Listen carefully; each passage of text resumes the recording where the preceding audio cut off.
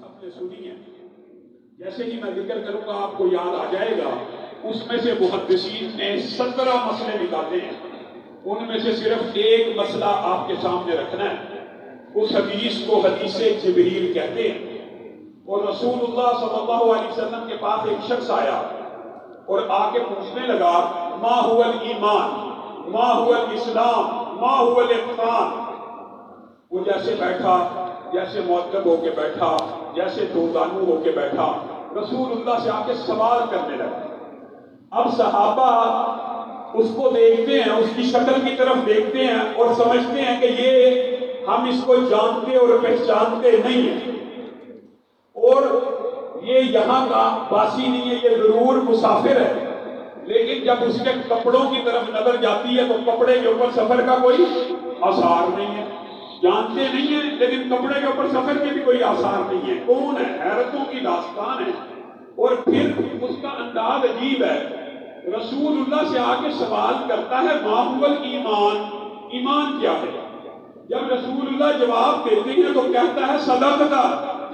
پہلے سوال پوچھتا ہے، جیسے علم نہیں ہے تو جس بندے کو علم نہ ہو وہ سوال پوچھتا ہے اور پوچھنا چاہیے۔ اس نے رسول اللہ سے سوال پوچھ لیا کہ گویا مجھے علم نہیں ہے، لیکن جب رسول اللہ جواب دیتے ہیں تو کہتا ہے صدقتا، آپ نے درست فرمایا، جیسے اس کو پہلے سے پتہ ہے۔ اب صحابہ مزید متعجب ہوئے اور تعجب میں بڑھتے چلے جا رہے ہیں، شکل پہچانی نہیں جا رہی، کپڑوں پہ سفر کے آثار نہیں ہیں، سوال کرتا ہے جیسے علم نہیں ہے، جواب ملتا ہے تو تصدیق کرتا ہے، عجیب و غریب آدمی ہے۔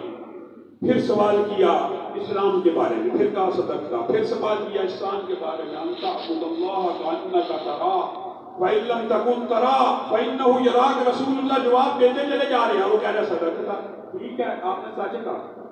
یہ ساری باتیں مکمل ہو گئی، تینوں باتیں پوچھ کے وہ چلا گیا۔ یہ آپ نے صرف ایک نقطہ سمجھنا ہے، آپ کا اور میرا منہج، آپ کا اور میرا مسلک، رسول اللہ کی بعثت کا مقصد، میرا اور آپ کا لوگوں کو سمجھانے کا مطمع نظر اور مسلک اہل حدیث کی دعوت، اس کا مشن، اس کا منشور دعوت اہل سنت کیا ہے، سارے کا سارا اس ایک نقطے میں پوشیدہ ہے۔ رسول اللہ صلی اللہ علیہ وسلم نے کہا جانتے ہو کون ہے؟ صحابہ نے کہا ہم نہیں جانتے، آپ جانتے ہوں گے، اللہ جانتا ہے۔ کہا یہ جبریل امین آئے تھے۔ جبریل آئے تھے؟ جی ہاں۔ کیا کرنے کے لیے آئے تھے؟ آپ کو آپ کا دین سکھانے کے لیے آئے تھے، تم لوگوں کو تمہارا دین سمجھانے کے لیے آئے تھے۔ اب آپ نے صرف رسول اللہ کے اس قول کے اوپر توجہ کرنی ہے۔ جبریل امین کہاں سے آ رہے ہیں؟ آسمان سے۔ بھیجنے والا کون ہے؟ رب۔ اور آ کے سوال کر رہے ہیں رسول اللہ سے، اور جواب کون دے رہے ہیں؟ رسول اللہ۔ اور جب وہ چلے گئے تو رسول اللہ کہہ رہے ہیں جبریل امین آئے تھے تم لوگوں کو تمہارا دین سکھانے کے لیے۔ مطلب کیا ہے؟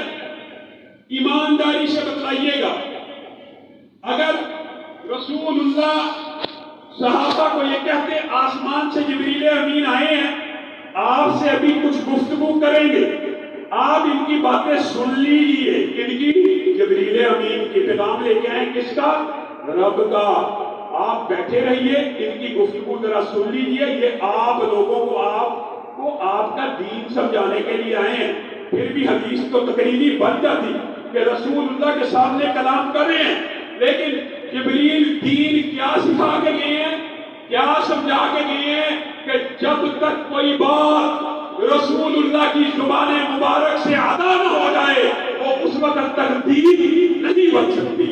رسول اللہ یہ کہہ سکتے تھے کہ جبریل امین آئے آپ سے خطاب کریں گے، جبریل آسمان سے آ جائے لوگوں سے خطاب کر لیں، وہ بھی اس وقت تک دین نہیں بن سکتا جب تک رسول اللہ کی زبان مبارک سے ادا نہ ہو جائے۔ دین کیا ہے؟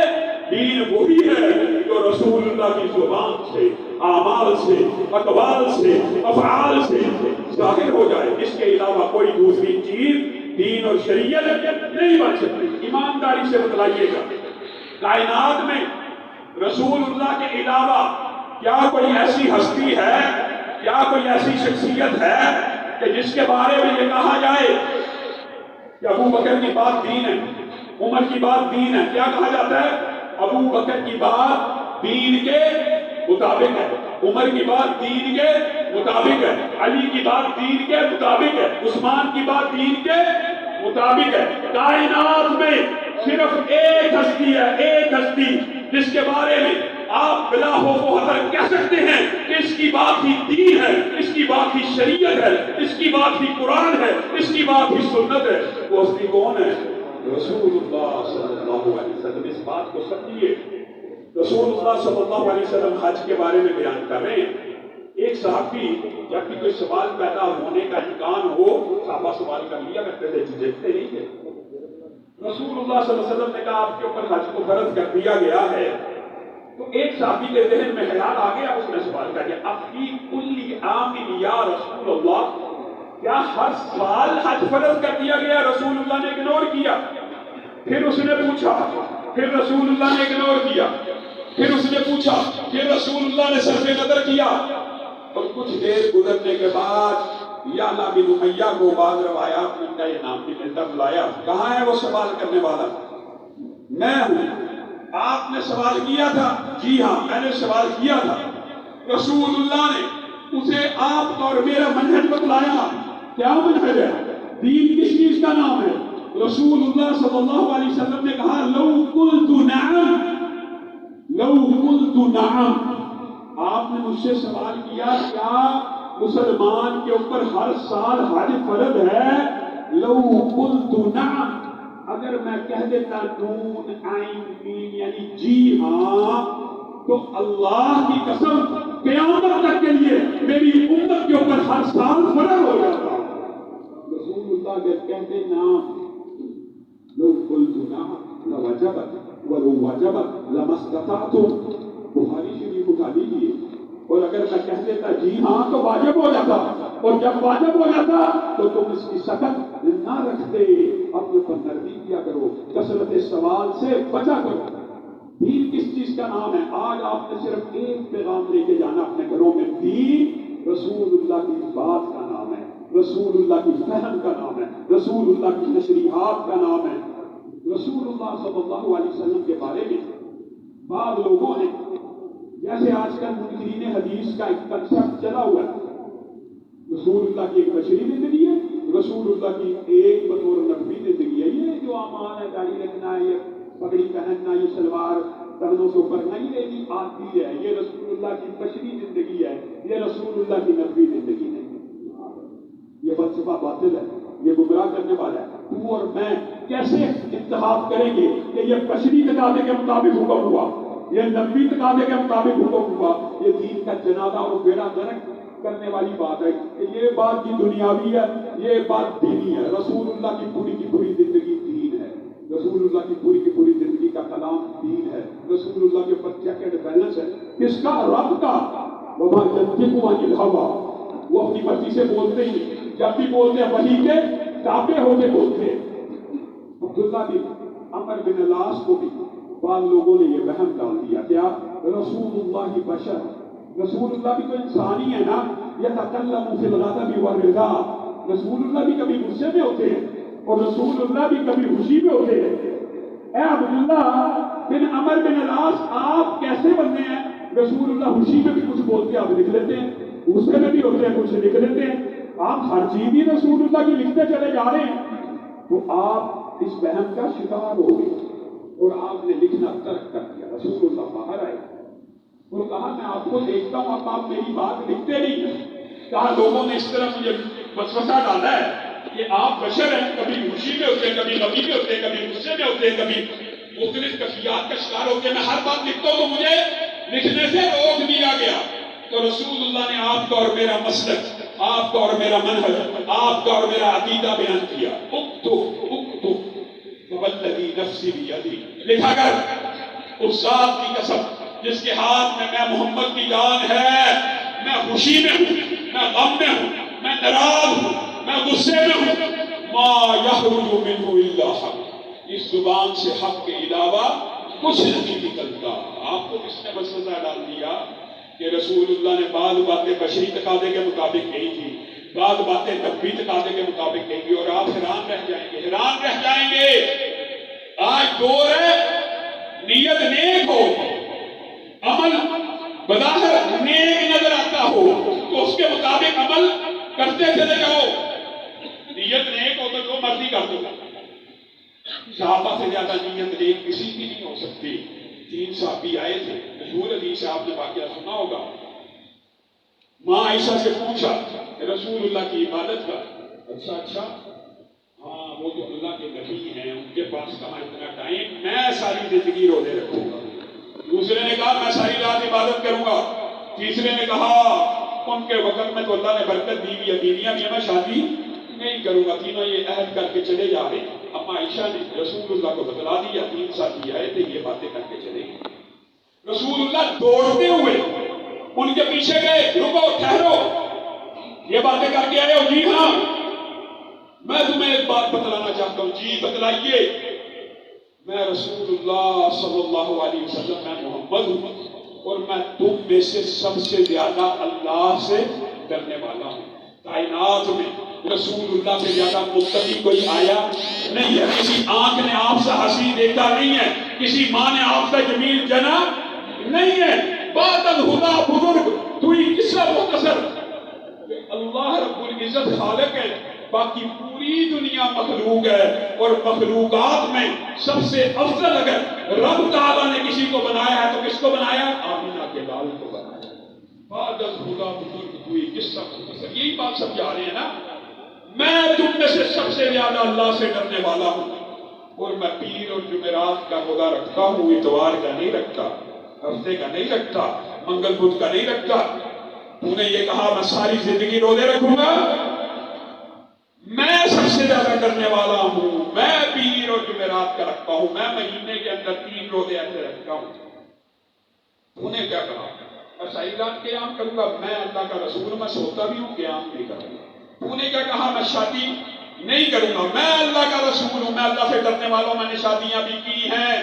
پھر ایک منہجی مسلکی آپ کا اور میرا مسلک بیان کیا، کیا؟ فمن راغب عن سنتی۔ یہ جو راغبہ کا لفظ ہے، محدثین بیٹھے ہیں یا یہ حافظ صاحب سے اس کا ترجمہ کبھی پوچھئے گا۔ فمن راغب عن سنتی، اس کا مطلب ہے جس نے میری سنت سے اعراض کیا۔ اعراض کا مطلب یہ نہیں ہوتا پیچھے رہ جانا، اعراض کا مطلب ہوتا ہے کبھی آگے بڑھ جانا، کبھی پیچھے رہ جانا۔ جو میری سنت سے آگے بڑھ گیا، فمن راغب عن سنتی فلیس منی، جس نے پورا سال روزے رکھے اس کا کوئی روزہ قبول نہیں، جس نے ہر روز پوری رات کا قیام کیا اس کا کوئی قیام قبول نہیں، اور جس نے عہد کیا میں شادی نہیں کروں گا اس نے میری سنت سے اعراض کیا، اور اس کا میری امت سے کوئی تعلق نہیں۔ کن کو کہہ رہے ہیں؟ ایمانداری سے بتانا، کن کو؟ صحابہ سے زیادہ نیت پسندیدہ کسی کی ہو سکتی ہے؟ روزہ رکھنا اچھا کام ہے کہ برا کام ہے؟ اچھا کام ہے۔ ایمانداری اچھا کام ہے، رسول اللہ سے ثابت ہے۔ ایک صحابی رسول عمدہ کام، عمدہ نیت سے ساری زندگی رکھنا چاہتا ہے، جس کے فضائل و مناقب قرآن و حدیث میں بیان شدہ ہیں، رسول اللہ اس کو روک رہے ہیں اگر تم نے پوری زندگی رکھے تو تیرے روزے قبول۔ اس سے عمدہ نیت ہو سکتی ہے؟ اس سے زیادہ دلیل مضبوط اس صحابی کی ہو سکتی ہے؟ رسول اللہ سے ثابت، رسول اللہ نے جو ثواب بتایا۔ اور دوسری طرف ایک صحابی کو پتا کیا کہا ہے رسول اللہ نے؟ حدیث کی کتاب اٹھائی، ایک طرف پورا سال روزہ رکھنے والا اس کا روزہ قبول نہیں ہے، یہ سنت کے مطابق عمل نہیں ہے، اور دوسری طرف ایک صحابی کو کہا اگر تو ایک ماہ میں 3 روزے رکھے تو تیرے کتنے لکھے جائیں گے؟ 30 لکھے جائیں گے۔ 3 رکھے گا تو کتنے لکھے جائیں گے؟ اگر تو ہر ماہ 3 روزے رکھے گا تو کیا لکھا جائے گا پورے سال کے؟ یہاں پہ اس اینگل کو اور اس جملے کو اور اس فہم کو اگر آج آپ لے کے چلے جائیں تو شاید میرے آنے کا مقصد پورا ہو جائے۔ رسول اللہ کی سنت کے مطابق 3 روزے جو ہر مہینے رکھتا ہے اس کو کتنا ثواب ملتا ہے؟ پورے سال کے روزے رکھنے کا، اور جو پورا سال رکھتا ہے اس کو کسی ایک روزے کا بھی ثواب۔ ایسی بات ہے 3 رکھنے کا جو ثواب پورے سال کا، کیوں؟ عمل سنت کے مطابق ہے۔ آپ وہ حدیث بھول گئے، خلاد بن رافع والی بھی آئے رسول اللہ نے کہا ارجع فصلی فإنک لم تصلی، لوٹ جائیے، آپ نے نماز نہیں پڑھی۔ بتائیے اس نے نیت سے پڑھے تھے کہ نہیں پڑھے تھے؟ اچھی نیت تھی کہ نہیں؟ پھر پڑھی، پھر گائی ارجع فصلی فإنک لم تصلی، بار بار آ رہے ہیں، بار بار سلام کر رہے ہیں، بار بار رسول اللہ جواب دے رہے ہیں۔ کہا اللہ کے رسول مجھے اس سے اچھی آپ ہی نہیں، آپ سے تعلیم۔ تو رسول اللہ نے کہا اللہ کے بندے جب رکوع کیا کر کمر سیدھی نہیں کیا کر، جب رکوع سے ساتھ اٹھا سیدھا ہو جائے گا۔ اتنی تیز پڑھتا ہے اعتدال کی سنت چھوڑا ہے، رسول اللہ کی سنت چھوڑا ہے۔ اگر تو سنت چھوڑے گا ارجع فصلی فإنک لم، یہ بات سمجھنے کی ضرورت ہے۔ رسول اللہ کی سنت اعتدال کو مکس کیا، اعتدال کی سنت کو چھوڑا تو رسول اللہ نے کہا واپس لوٹ جا، تو نے نماز پڑھی نہیں، تیری نماز قبول نہیں، تیری نماز عیبدار ہے۔ اور اگر یہاں پہ میں حضرت حذیفہ کا وہ فتویٰ بھی بیان کر دوں تو آپ حیران رہ جائیں گے۔ ایسی ایک نماز حضرت حذیفہ کے سامنے ایک شخص نے پڑھی، آپ نے بھی بار بار کہا لوٹ جا، تیری نماز قبول نہیں، لوٹ جا۔ اس نے بھی کہا میں تو مجھے اس سے اچھی آتی نہیں۔ پھر اس کو بتلایا اور پوچھا ان کو کب تصلی ہکذا، کب سے ایسی نماز پڑھ رہا ہے؟ کہا 40 سال سے۔ کہا اذن ما صلیت الآن، پھر یاد رکھ تو نے ایک بھی نماز نہیں پڑھی، اور مجھے پتہ ہے اگر تو ایسے فوت ہو گیا تو غیر اسلام پہ مر جائے گا۔ اس وجہ سے اعتدال کی سنت کے بغیر نماز پڑھ۔ آپ لوگوں کو رسول اللہ کی سنتیں دکھاتے جائیں نماز میں، وہ یہ کہ ٹھیک ہے سنت تو ہے، یہ تو ہے، وہ تو ہے، لیکن ایسے ہے، ویسے ہے، ایسے ہے، ویسے ہے۔ کیا صحابی سے زیادہ نیک نیت ہے؟ کیا اس تابعی سے زیادہ نیک نیت ہے؟ رسول اللہ کی سنت کے بغیر نماز پڑھ رہا ہے تو رسول اللہ واپس بھیج رہے ہیں۔ صحابی کے سامنے پڑھا، صحابی کہہ رہا 40 سال سے تو نے ایک نماز بھی نہیں پڑھی، اور دوسری طرف اگر ایک نماز صرف رسول اللہ کی سنت کے مطابق ادا کی جائے، حدیث کی تقریباً ساری کتابوں میں یہ حدیث موجود ہے، اس طرح رسول اللہ کے مطابق وضو کیا جائے اور 2 رکعتیں ایسی پڑھی جائیں جیسے رسول اللہ نے پڑھی ہیں۔ ایک طرف 40 سال کی نماز ہے غیر مسنون، اس کی تابعی کی، ایک طرف ایک امتی کی نماز ہے کس کے مطابق؟ سنت نبوی کے مطابق، اور کتنی ہے؟ صرف 2 رکعت۔ تو رسول اللہ صلی اللہ علیہ وسلم نے فرمایا جس نے اس طرح وضو کیا جس طرح میں نے وضو کیا، جس نے اس طرح 2 رکعت نماز کو ادا کیا جس طرح میں محمد صلی اللہ علیہ وسلم نے ادا کیا، وہ ایسے ہو گیا جیسے آج ہی ماں کے پیٹ سے پیدا ہوا۔ سنت کی یہ اہمیت ہے، شریعت کی یہ اہمیت ہے، دین کی یہ اہمیت ہے۔ ابھی شیر پنجاب مولانا منظور احمد صاحب نے اور برادر عزیز ابو بکر معاویہ نے آپ سے ہم کلام ہونا ہے، اس لیے میں اپنی بات کو مختصر کروں گا اور چند ایک باتیں بیان کر کے اپنی بات کو ختم کروں گا۔ رسول اللہ صلی اللہ علیہ وسلم کی بات ہی صرف دین نہیں ہے، رسول اللہ کی تشریحات بھی دین ہے، رسول اللہ کا فہم بھی دین ہے، اور رسول اللہ کی تبیین بھی دین ہے، کیونکہ رسول اللہ کی یہ ڈیوٹی ہے کہ آپ کے اوپر قرآن نازل ہوا ہے، آپ نے اس کا بیان کرنا ہے۔ حتیٰ کہ نیک نیتی سے اگر کوئی صحابی رسول بھی، صحابی رسول نے تو نیک نیتی سے ابو بردہ کی بکری نیک نیتی سے ذبح کی تھی نا، قربانی سے قبل، تو